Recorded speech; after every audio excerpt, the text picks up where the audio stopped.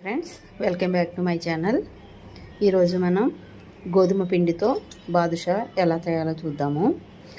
ఈ బాదుషాకి నేను 1 కప్పు గోధుమ పిండి తీసుకుంటున్నాను.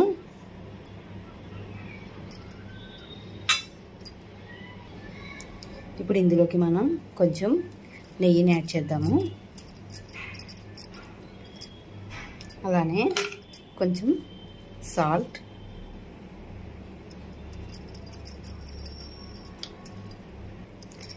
ఇలా సాల్ట్ ఆయిల్ వేసిన తర్వాత మంచిగా దీన్ని కలపాలి ఫ్రెండ్స్. ఇప్పటి వరకు ఎవరైనా నా ఛానల్ సబ్స్క్రైబ్ చేయకపోతే చేయండి ఫ్రెండ్స్. అలానే మీ ఫ్రెండ్స్కి కూడా షేర్ చేయండి, లైక్ చేయండి ఫ్రెండ్స్.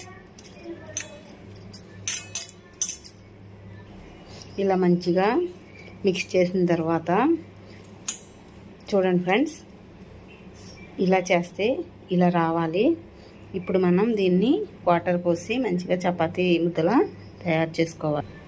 ఇలా కొంచెం కొంచెం వాటర్ పోసుకుంటూ మనం మంచిగా చపాతీ ముద్దని రెడీ చేసుకోవాలి. చూసారు కదా ఫ్రెండ్స్, చపాతీ పిండి ముద్ద అనేది రెడీ అయింది. ఇప్పుడు దీన్ని మనం ఒక 10 నిమిషాలు మూత పెట్టి పక్కకు ఉంచాలి.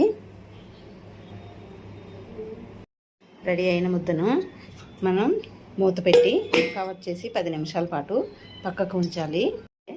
ఇప్పుడు మనం గోధుమ పిండి ఎంత అయితే తీసుకున్నామో అంతే క్వాంటిటీలో పంచదార కూడా తీసుకోవాలి. అదే కప్పుతో నేను 1 కప్పు పంచదార తీసుకున్నాను. అలానే అదే కప్పుతో 1 కప్పు వాటర్ను ఈ పంచదారకు యాడ్ చేసుకోవాలి. ఓకే ఫ్రెండ్స్, మనం గోధుమ పిండి ఏ కప్పుతో అయితే తీసుకున్నామో అదే కప్పుతో పంచదార అలానే వాటర్ 3 కూడా సమానంగా తీసుకోవాలి.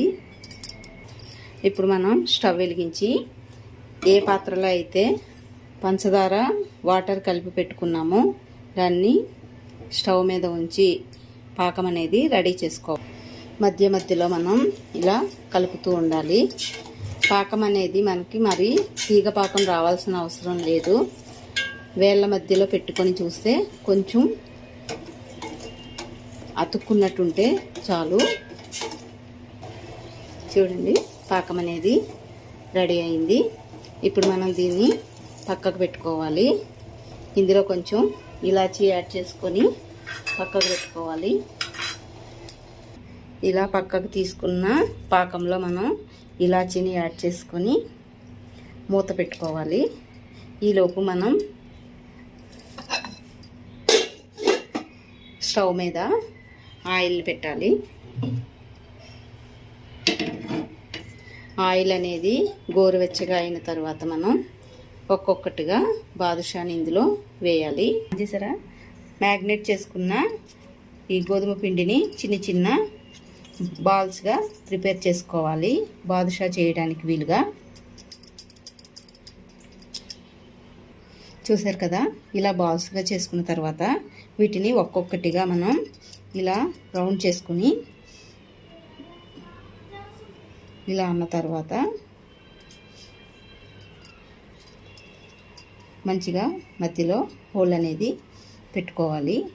ఇలానే మిగిలిన కూడా ప్రిపేర్ చేసుకోవాలి. మనం ఇలా అనడం వల్ల పొరలు పొరలుగా వచ్చి జ్యూస్ అనేది మంచిగా తీసుకుంటాయి ఇవి.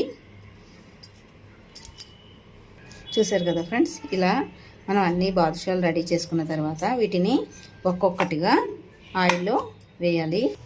ఆయిల్ అనేది మంచిగా మరిగింది, గోరువెచ్చగా ఉండగానే వేయాలి ఫ్రెండ్స్.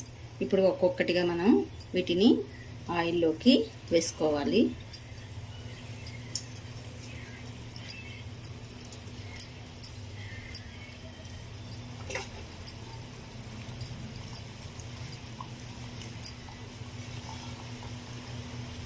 ఒక 5 మినిట్స్ ఇలానే ఉంచి తర్వాత వాటిని మనం రివర్స్ చేయాలి.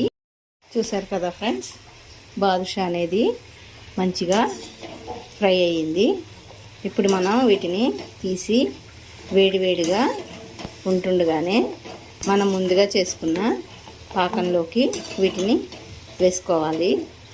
వీటిని పాకంలో వేసిన తర్వాత ఒక హాఫ్ అన్ అవర్ అలానే ఉంచితే ఈ బాదుషాకి పాకం అనేది మంచిగా తీసుకుంటుంది. చూస్తున్నారు కదా ఫ్రెండ్స్, బాదుషా అనేది ఫ్రై అయిపోయింది. ఈ బాదుషాని ఇప్పుడు మనం పాకంలో వేద్దాము.